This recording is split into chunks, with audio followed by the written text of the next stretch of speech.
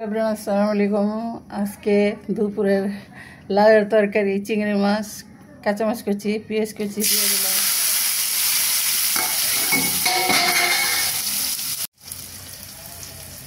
মরিচের গুঁড়ো, লবণটা দিয়ে দিলাম।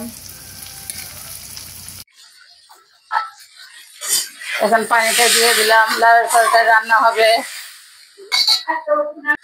মশলাটা কষানো হয়ে গেছে, লাউটা দিয়ে দিলাম।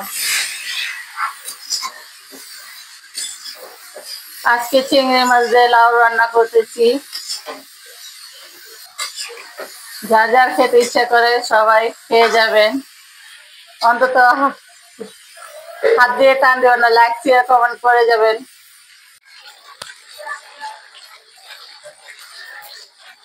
লাউটা কষানো হয়ে গেছে, জলটা দিয়ে দিলাম।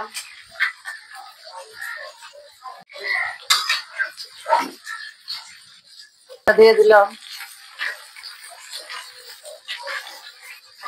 তরকারিটা হয়ে গেছে, এখন নামিয়ে ফেলবো।